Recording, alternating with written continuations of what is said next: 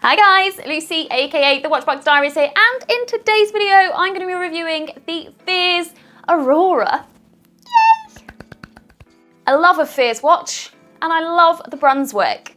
I'm not a super blingy girl, but I do very much like a pretty dial, so you can imagine how very excited I was when I first saw this watch. I mean, the Cheshire Cat ain't got nothing on me.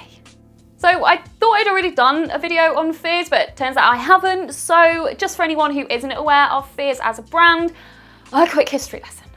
They were first established in 1846, way back when, by Edwin Fear in a little place in England called Bristol. I can't do the accent. The business was passed down from generation to generation, eventually ceasing production in 1976. That was until Nicholas Bowman Scargill was completing an apprenticeship at Rolex and remembered that, hold on, I really enjoy watchmaking and there is a family legacy that I could revive.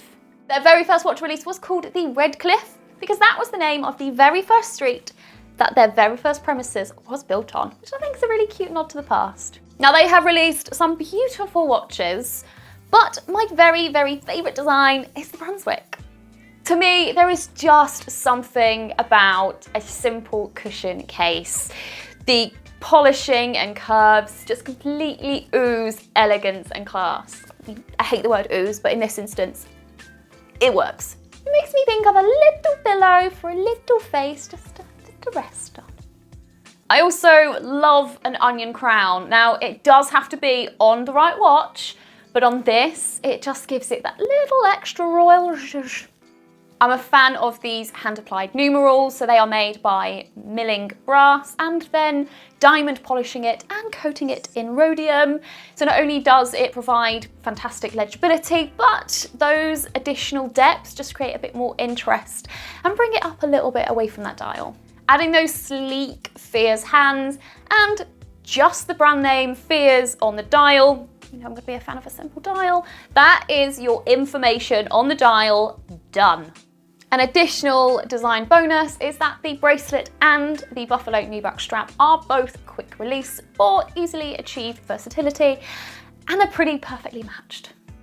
So before I get into my favourite bit of this watch, which is obviously the dial, you guys asked a little bit more about the movement. It's not always my forte unless it's a super cool movement, but I'll do a quick roundup for you. So it uses the ETA 2824-2 Swiss-made automatic movement with manual wind, has an average of plus or minus 12 seconds per day. So I believe this movement has the capability of holding a date window. However, I'm very glad they didn't use it on this watch because I think it would just completely distract from the overall aesthetics of it. Although this isn't a mind-blowing movement, it is very reliable and it's one that a lot of watchmakers will have come across. So if you need a repair or a service, most places are going to be able to help you out. Now on to my absolute favourite part, that dial. You guys might know by now, you might not. I am not a blinky girl. I'm not about the glitz and the sparkles. Way too many companies are throwing diamonds on things, and especially ladies' watches, and I'm just not about that. I'm just really not. But a pretty dial, yes. A mother of pearl dial, even better in my opinion. And oh my gosh, Fears have done such a beautiful job of this dial. So as you can see, the dial is split into two pieces of Finctada Maxima. I'm so sorry if I have completely butchered that, but that's a mother of pearl from the rarest oyster pearl shells. Only the best, darling. So they are placed over two levels to create different depths and texture, almost giving a sub-dial aesthetic. So not only have they worked with that mother of pearl, but to add to it, they have hand painted the underside of these pieces to bring out that iridescence of the materials even more. I mean, you must have to have so much patience to do that to each and every little piece of dial. I was super lucky enough to have this on loan for quite a few weeks. I didn't want to give it back. I was completely transfixed on that dial.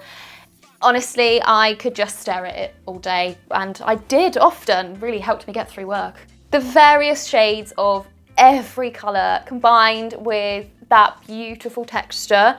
It just reminds me of, I'm going to butcher this word, but nacreous clouds, where it's just iridescent and dreamy and yeah, just stare at it all day.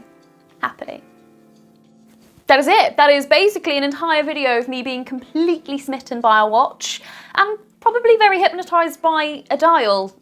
When trying to think of any cons or anything that I would want to change in this watch, I massively struggled, and the only thing I could think is at 40mm it does wear more on the larger side, so if they had released it in say a 38 I would prefer that more, but other than that, in my opinion, it's perfect.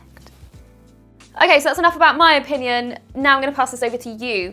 What do you think of this watch? Have you heard of Fears before? Are you as obsessed with this dial as I am? Let me know in the comments section below. As always, if you have enjoyed my content and you want to support my little channel, then make sure you do the YouTubey things. Make sure you have given it a like, you have commented, make sure you are subscribed to the channel, and if you want to be notified of my upcoming videos, you just gotta turn on that little bell and YouTube will do its thing. Until then though, bye!